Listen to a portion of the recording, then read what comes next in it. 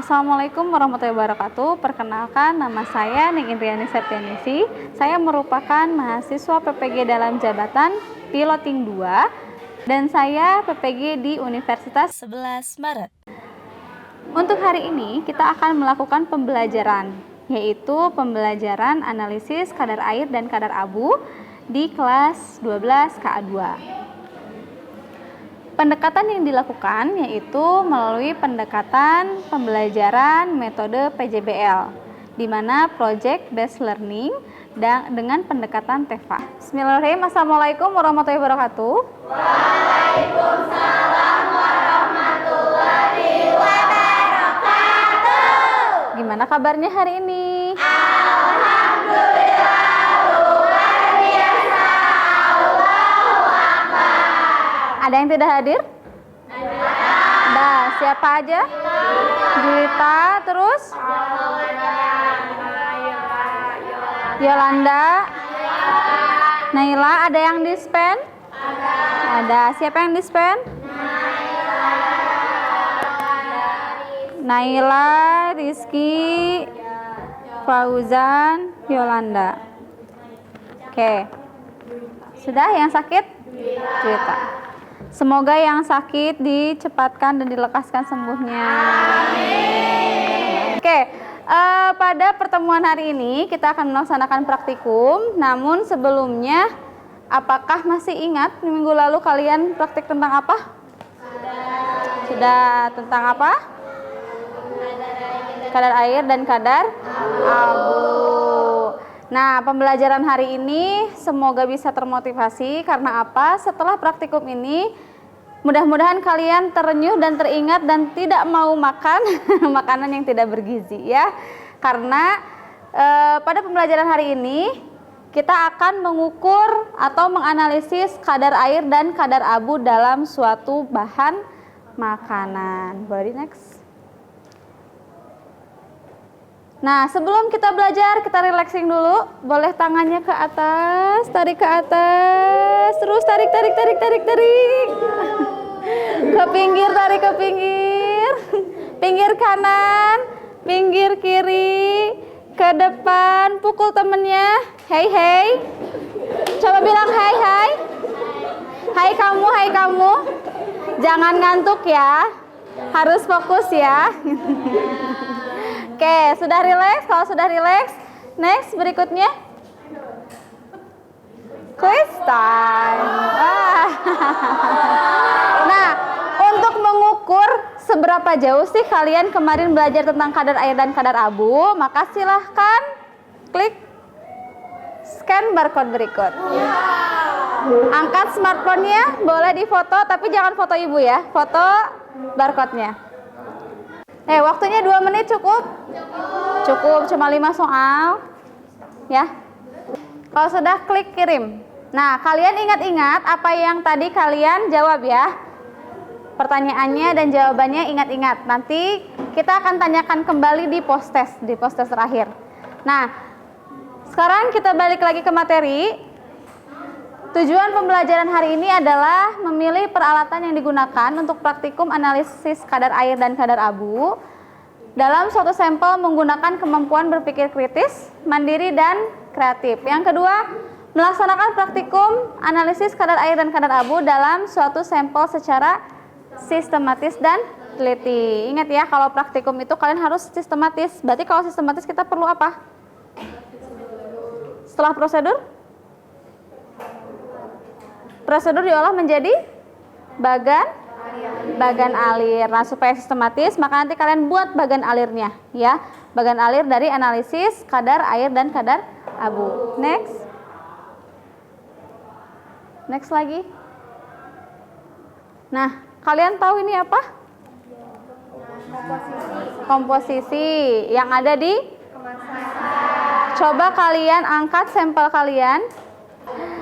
Nah, kalau misalkan kita ke supermarket untuk mengetahui kadar berapa sih glukosanya, berapa proteinnya, apalagi artis-artis yang sedang diet misalkan ya, kan harus dijaga tuh kalorinya, kadar persen gulanya, protein, lemak dan sebagainya. Nah, di air abu juga sama. dia kalau tidak mencantumkan kadar air dan kadar abu patut dipertanyakan juga apakah si sampelnya itu baik atau enggak gitu ya. Nah, biasanya ada di mana kita temukannya?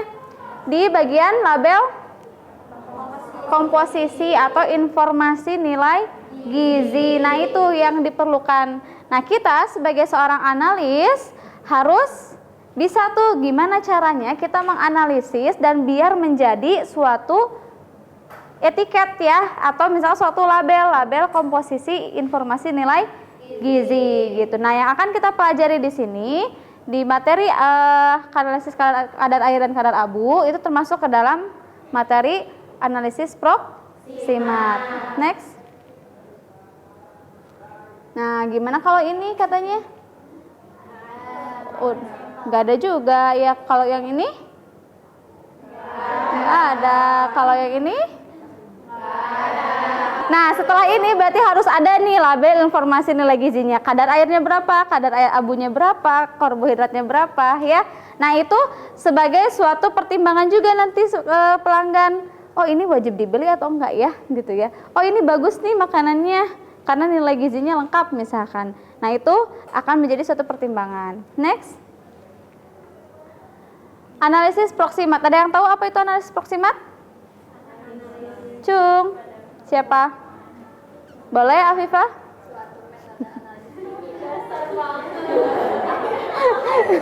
Boleh lah, boleh. Analisis pangan.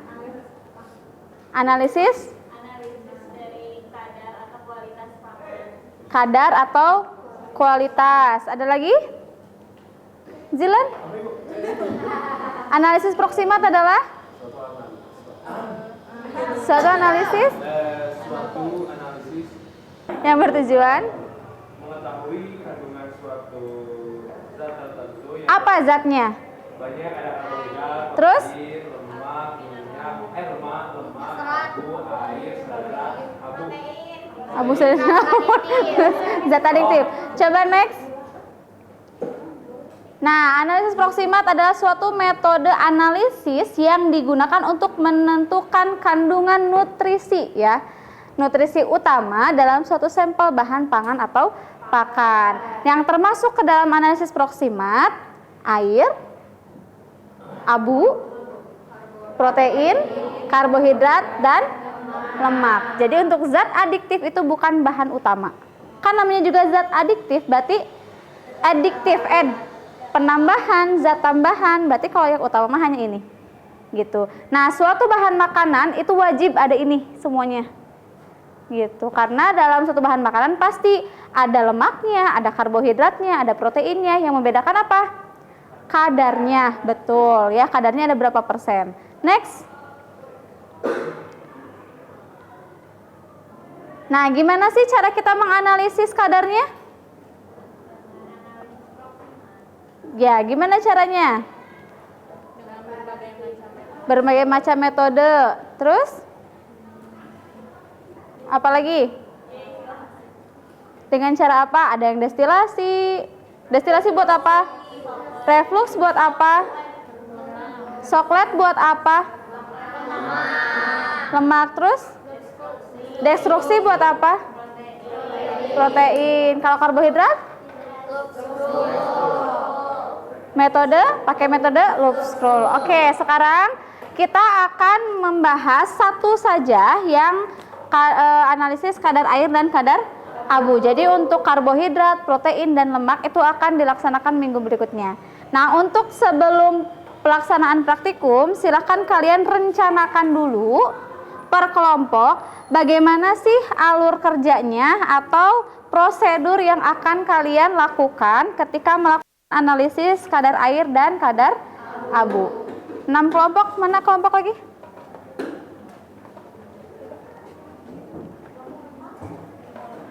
Oke, silakan kalian buka. Dibuka LKS-nya, LKPD-nya. Sudah duduk berkelompok? Oke, kelompok air yang mana? Untuk analisis kadar air, 1. Kelompok 1, kelompok 2, ini kelompok 3. Nih berarti ini analisis kadar Air ya. 4, 5, 6. Nah, berarti kalian analisis kadar abu. Untuk menganalisis kadar air, berarti kita perlu apa? Alat peralatannya apa aja? Cawan, oven, neraca, desikator, tangkrus. Sudah dikonstankan cawannya? Sudah. Preparasi sampelnya sudah? Oke, berarti tahap pertama yang kalian lakukan adalah preparasi sampel. Sebelum preparasi sampel, silahkan kalian bikin timelinenya dulu. Preparasi sampel berapa menit ya kira-kira? Kemudian nanti pemijaran berapa menit ya? Kemudian nanti masuk ke oven berapa menit gitu ya. Berarti kalau untuk yang kadar air kalian langsung masukin ke oven, kalau yang kadar abu langsung ke pemijaran gitu ya. Setelah dipreparasi, masukkan, timbang, kemudian dipijar. Silakan kalian diskusi dulu, tentukan dulu alur kerjanya. Bikin dulu bagan alirnya. Ya. Enggak, tentukan. Nah ini, tentuin dulu alat bahannya apa.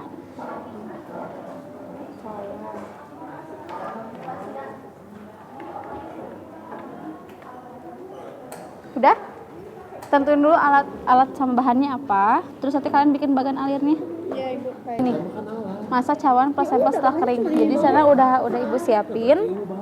Udah yang minggu lalu udah dikeringin, langsung kalian timbang gitu. Jadi yang sekarang mah kalian preparasi sampel untuk yang airnya, yang abunya udah kemarin. Jadi kalian ini ngisi yang abunya gitu ya. Iya, langsung di oven. Ibu kayak serbuk gitu. Iya. Bubuk gitu, susu gitu. Karena kalau dia gimana coba? Kalau misalkan masih besar-besar, kira-kira gimana? Kalian ngegoreng tepung sama ngegoreng bala-bala. Kira-kira yang cepat matang mana? Tepung. Tepungnya akan cepat gosong kan ya, yang lembut gitu. Berarti ini juga sampelnya harus halus. 2 gram berarti banyak banget ya, Bu? Apa? 2 gram berarti banyak. 2 gram lumayan segitu juga. Coba dulu aja segitu.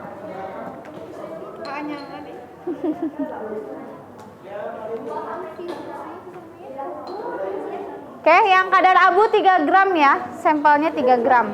Yang kalian timbangnya 3 gram. Ada yang bawa ubi ganyongnya nggak? Ada? Mau sekalian? Iya, timbang juga. Kalau itu kan nggak usah digerus ya, udah halus. Berarti tinggal langsung timbang kalau yang ini, yang ubi, tepung ubi. Ayo nimbang. Sebenarnya yang kalian timbang tuh bukan tepungnya. Kalau untuk yang hasil PKK ya, harusnya cookiesnya. Berarti kan yang akan kalian labelin tepungnya atau cookiesnya? Cookiesnya. Berarti sampel cookies yang dari tepung ubi gitu. Dari yang bikin sendiri. Iya. Sampelnya apa? Sistik. Nah, sedikit lagi ya. Gampang. Iya. 3 gram ya, Bu. 3 gram. Udah ditimbang cawan kosongnya?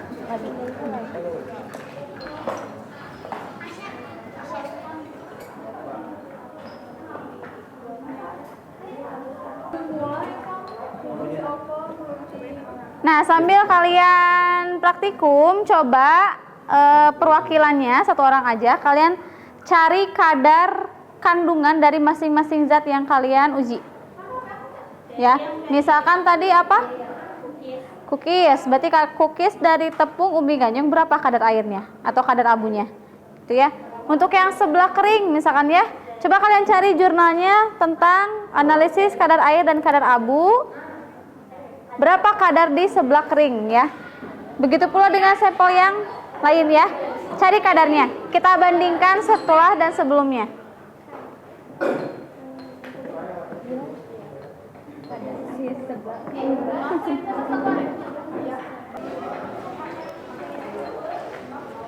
Kalian apa usus ya? Usus tuna. Ingat ya, toleransinya berapa? 0,0002. 2. Iya, toleransi penimbangan Oh. persen. Berarti 5% teh 0,0002. Pada konsentrasi itu. Kalikan dulu ke massa cawannya. Nanti ditambah 5% itu.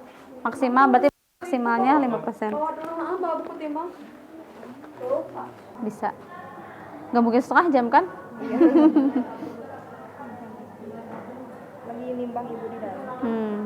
Nah, diarangkannya di bunsen, dipijarkan. Dipijarkan di atas bunsen selama berapa menit kira-kira? 1 jam? Pijarkan. Pijarin.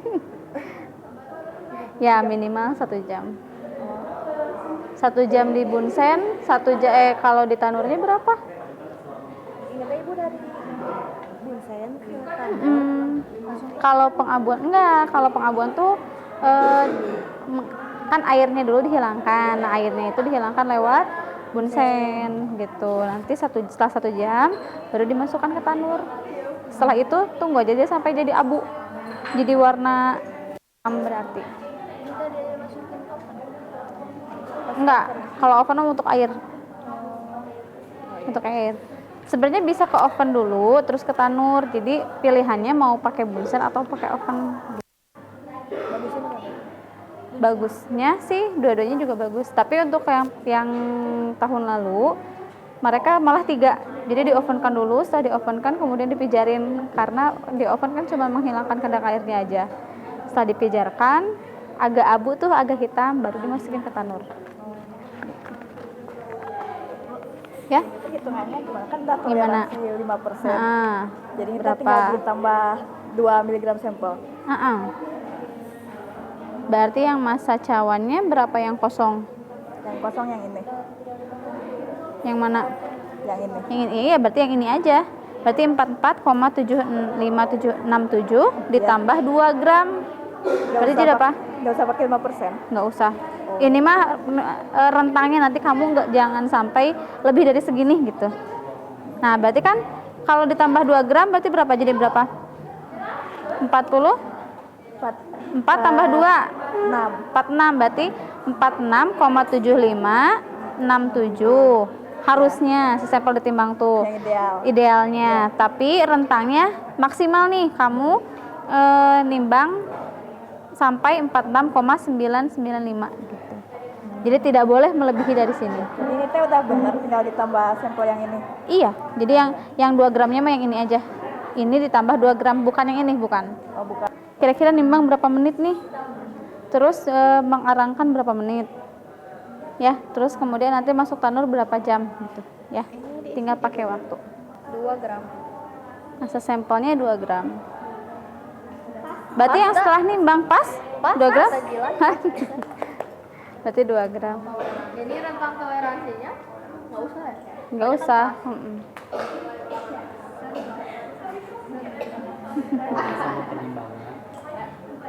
Zat minimal dan maksimal. Siapa yang sudah nimbangnya, yang dipijarin yang abu? Pijarinnya mau di sini? Ya udah sok sini aja. Kaki 3-nya mana? Ini ya, yang ini nyala, yang ini nyala. Itu juga nyala. Saya sarankan kepada Akmal Wirdian.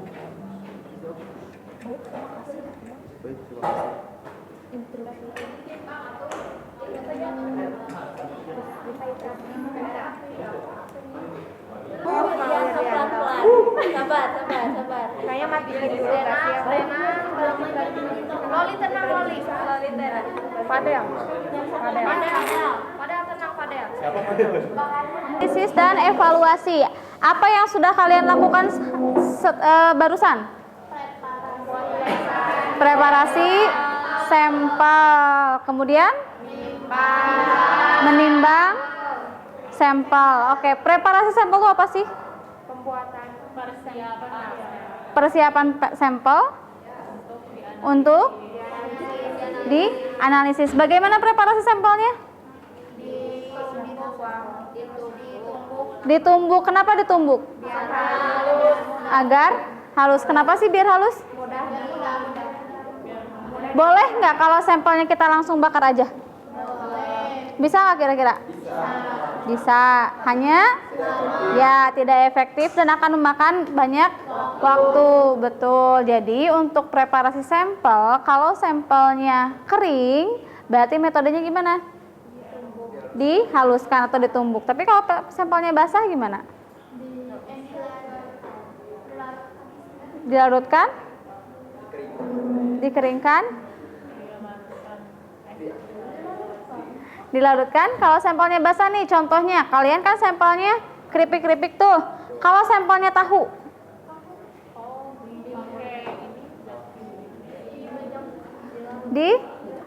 dilarutkan? Enggak? Diasamkan? Kan kita pakai metode apa? Metode kering. Berarti kalau kita menggunakan metode kering, artinya tidak ada zat tambahan. Ya, tidak memakai zat tambahan, hanya menggerus atau preparasi sampelnya dengan ditumbuk. Setelah ditumbuk kemudian dikeringkan, ya, atau di oven, ya. Nah, itu untuk metode kering, kecuali kalau kalian menggunakan metode basah. Nah, apa sih bedanya metode kering dan metode basah? Ada yang tahu? Penggunaan bahannya. Berarti kalau misalkan metode basah itu ada penambahan zat kimia atau penambahan zat pelarutnya gitu. Fungsinya untuk apa? Ya, untuk pelarutan sampelnya nanti agar si zat-zat yang selain air itu ikut terlarut dalam pelarutnya gitu. Nah, nanti airnya hilang, nah barulah kita dapat si masa zatnya yang kehilangan airnya, seperti itu. Kalau kadar abu, gimana preparasi sampelnya? Sama atau beda?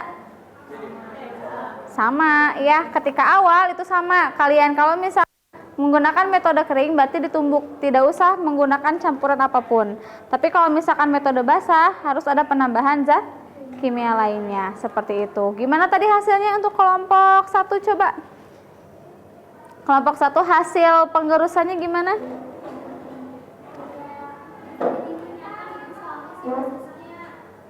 Ya, jadi sampelnya sampel usus, ketika ditumbuk ada minyaknya ya, keluar minyak sehingga gimana? Sampelnya lembut enggak? Berarti tidak terlalu halus gitu ya. Kelompok 2? Kelompok 2, gimana hasil dari preparasi sampelnya?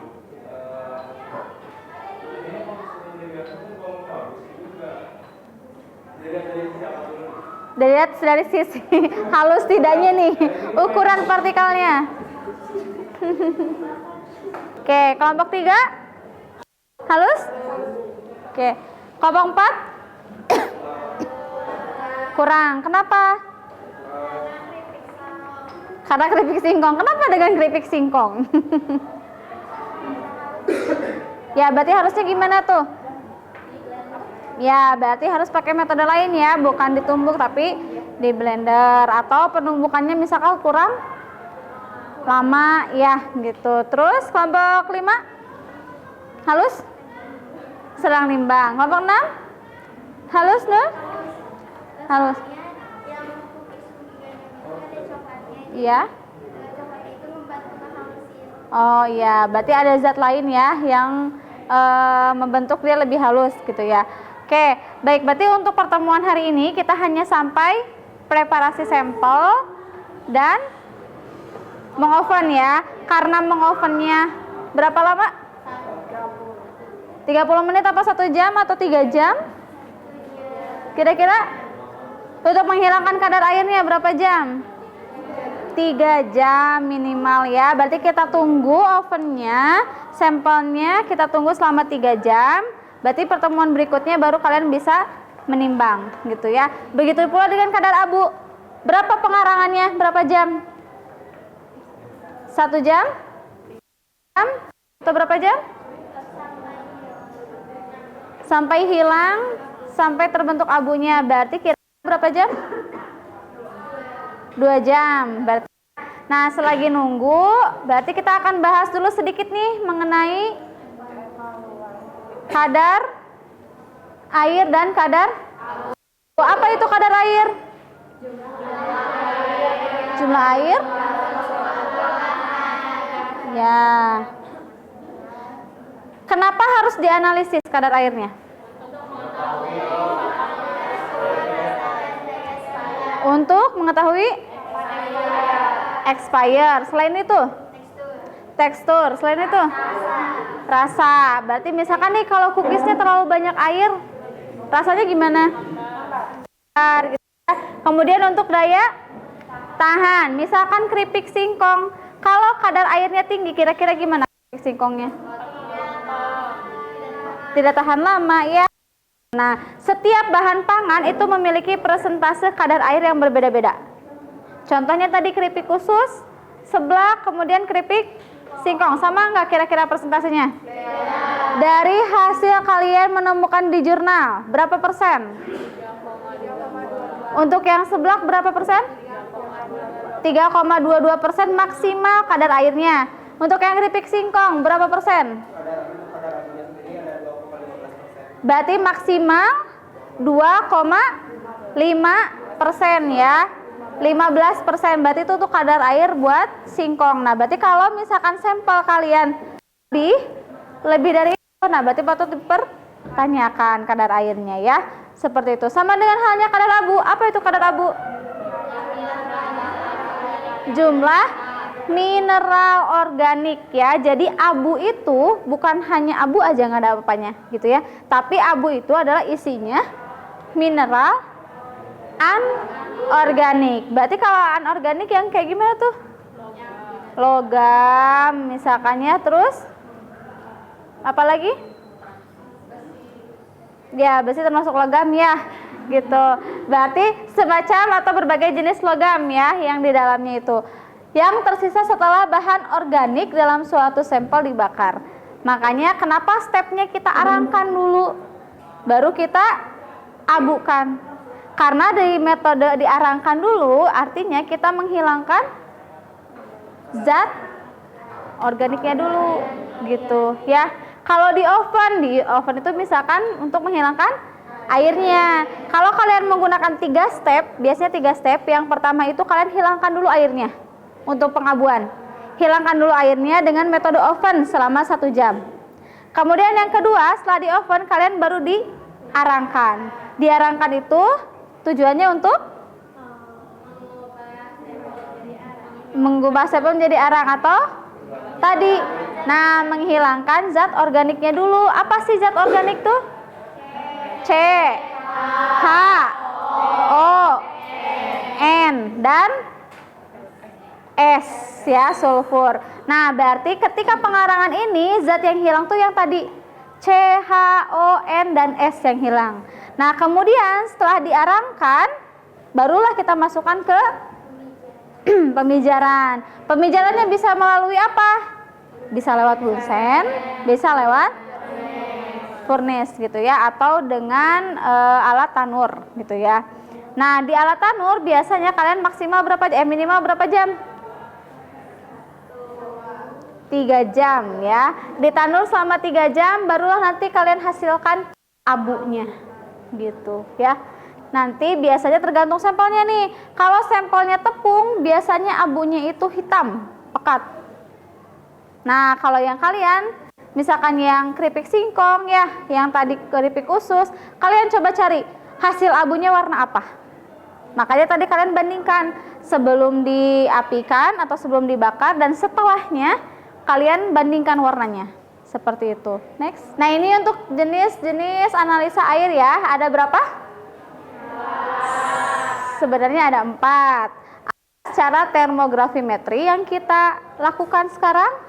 Kemudian yang kedua ada metode kimiawi, yaitu penambahan iodin. Jadi nanti sistemnya kalian pakai titrasi iodin. Kemudian yang ketiga ada secara fisika. Kalau fisikawi dilihat dari refraktometer dan piknometer piknometer dan polarimeter gitu, dilihat kadar airnya.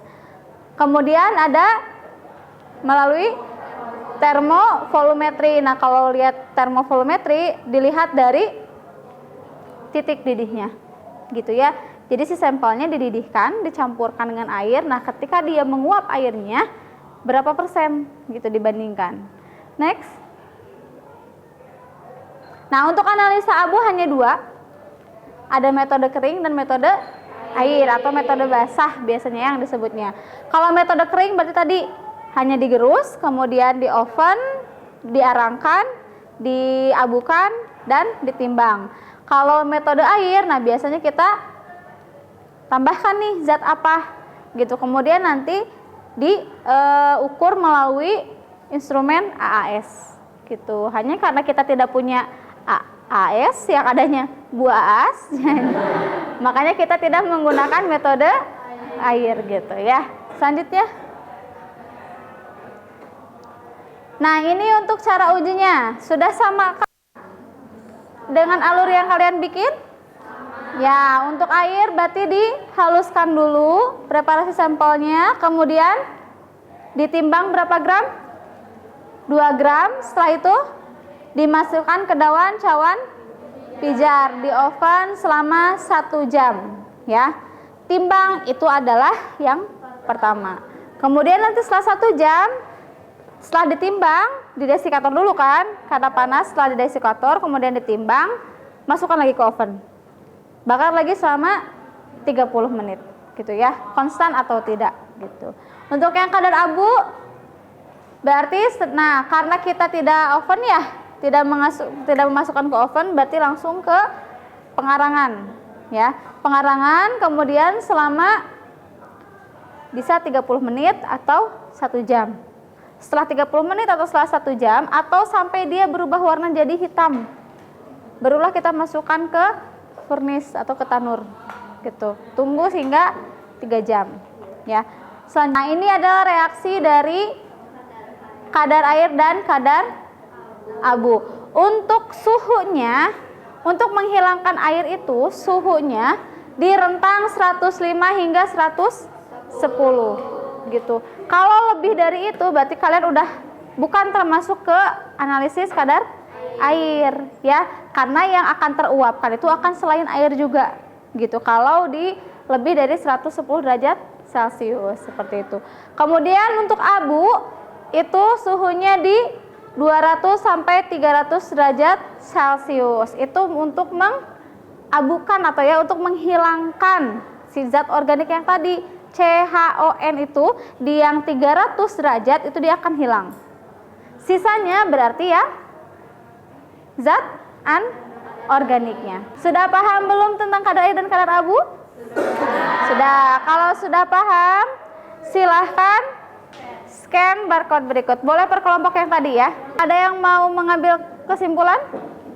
Atau yang mengutarakan? Boleh?